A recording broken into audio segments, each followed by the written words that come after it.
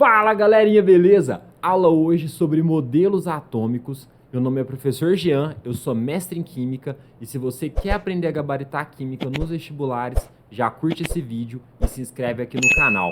Vambora! Para começar então, vamos lá. Para que estudar modelos atômicos? Seguinte, modelos atômicos é um assunto muito importante que ele vai ser base para outros assuntos que a gente tem na Química e que se você não entender isso aqui de verdade, você vai ter problemas em outras áreas, beleza? Então, a finalidade aqui é construir uma base sólida para que você possa entender outros conteúdos no futuro, beleza? Para que a gente estuda modelos, tá? Para que construir um modelo do átomo? O modelo ele é uma forma de você interpretar melhor aquilo que está sendo dito, beleza? Se eu deixar a cargo da imaginação, eu vou imaginar de um jeito, você vai imaginar de outro, seu coleguinha vai imaginar de outro jeito completamente diferente, e daqui a pouco a gente tem 1 milhão de modelos atômicos e nenhum vai estar certo. Então, para que todo mundo tenha a mesma compreensão e que essa compreensão seja correta, a gente precisa ter um modelo, tá, para traduzir aquilo que está sendo dito. Vou te dar um exemplo. Se eu pedir para você imaginar uma estrela, muito provavelmente na sua cabeça vai surgir essa imagem aqui. Só que você sabe que uma estrela não é desse jeito, óbvio. Só que se eu também dizer, ó, a estrela é uma bola de gás que está pegando fogo, alguma coisa assim para você tentar imaginar. Lógico que essa não é a melhor definição de uma estrela, muito longe disso. Mas você provavelmente vai imaginar uma coisa errada, tá? Mas quando eu te mostro uma imagem, aí você tem uma coisa sólida, uma coisa concreta na sua cabeça que dá para você imaginar e você construir um conhecimento em cima daquilo.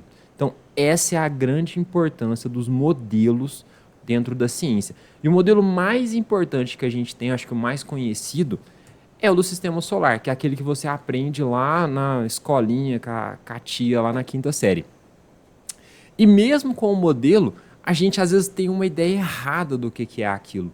Por exemplo, se eu te contar que na distância entre a Terra e a Lua caberiam todos os planetas do sistema solar, você consegue imaginar isso? É um pouco distante daquilo que a gente imagina. Então, o sistema, mesmo com o modelo, às vezes a gente interpreta errado. Tá? Então, a gente precisa de um modelo. Modelos são extremamente importantes dentro da ciência. Bom, mas de onde que surgiu o átomo? O átomo surgiu na Grécia, no período pré-socrático. Ela foi uma ideia desenvolvida pelo filósofo Demócrito. Como que o Demócrito concebeu o átomo? Na verdade, ele meio que tirou isso do sovaco. Vou te explicar como.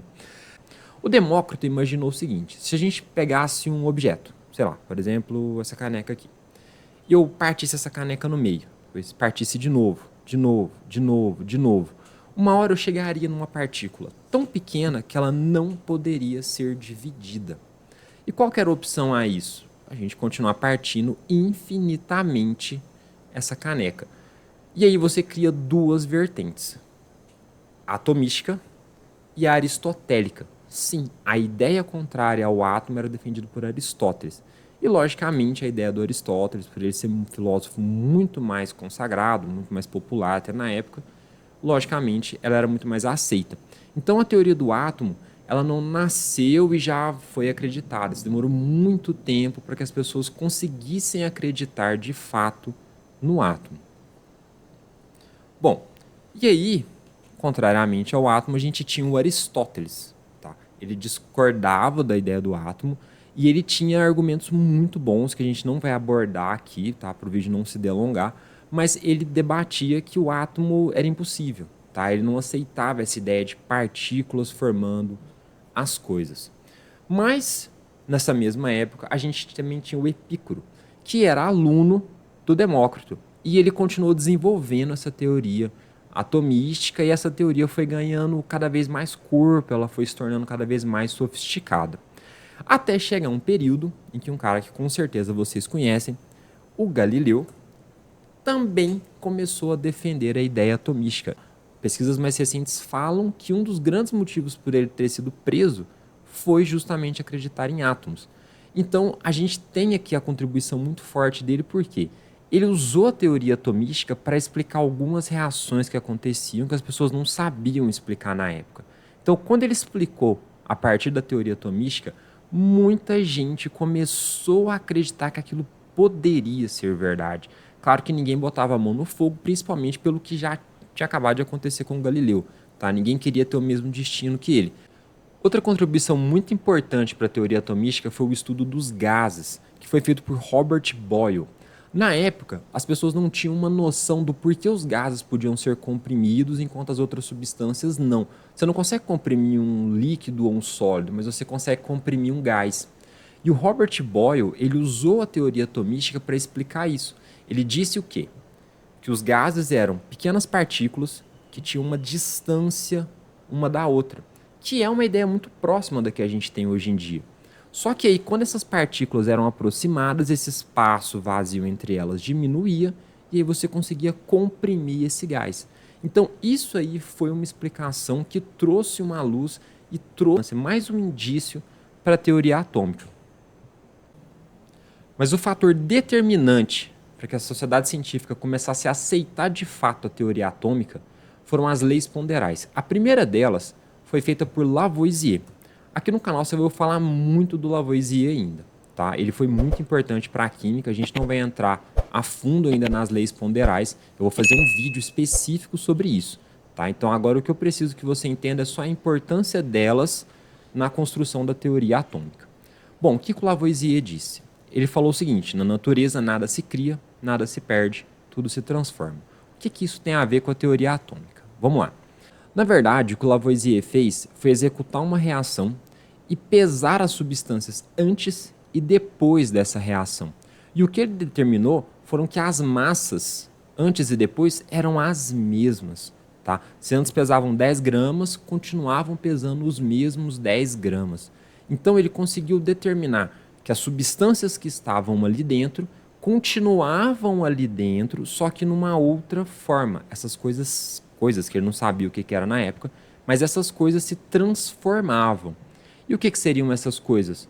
Os átomos. Então isso aí foi a primeira pedrinha para a gente começar a construir de fato um modelo atômico moderno. O modelo que a gente tem hoje começou por aqui. Tá? Essa foi a primeira coisa que a gente pode dizer assim, não, realmente isso aqui foi uma prova científica irrefutável de que o átomo de fato existia. Depois disso, veio a segunda lei ponderal, que é a lei de Proust. O Proust, ele afirmou a seguinte frase: a proporção entre massa das substâncias que reagem e que são produzidas numa reação é fixa, constante e imutável. Isso aqui foi de fato a gota d'água para que as pessoas pudessem acreditar de fato que o átomo existia. Por quê? Vou te explicar. Isso aqui é o mesmo princípio de quando a sua avó vai fazer um bolo, tá? Por exemplo, o que acontece? Para você fazer um bolo, você vai usar 4 ovos, 1 xícara de leite, 2 xícaras de fubá, meia xícara de farinha de trigo e 1 colher de fermento em pó. Gente, eu não sei fazer bolo, tá? Eu peguei essa receita na internet. Mas vamos lá. Se eu quiser fazer 2 bolos desses aqui, o que eu vou precisar fazer? Eu vou ter que dobrar tudo.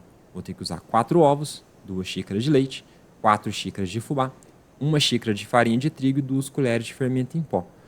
Por quê? Porque agora eu preciso reagir o dobro em tudo. Como que isso tem a ver com a teoria atômica? Por que isso é uma prova de que o átomo existe? Vamos supor que você está utilizando aqui 2 moléculas de água e que você vai fazer a eletrólise dessas moléculas. Vamos lá, se você fizer a eletrólise dessas moléculas, você vai produzir 2 moléculas de hidrogênio e 1 molécula de oxigênio, porque são os átomos que você tem ali dentro. Agora, se eu dobro tudo isso, o que vai acontecer?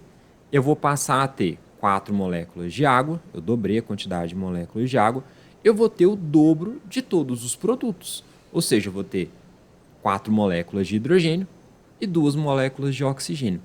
Isso aqui, quando você junta com a primeira lei ponderal e com a lei dos gases, né, o estudo dos gases realizados pelo Boyle, você tinha um indício muito, muito, muito forte de que o átomo existia. Só que não existia um ambiente favorável para que os cientistas pudessem falar disso aqui livremente.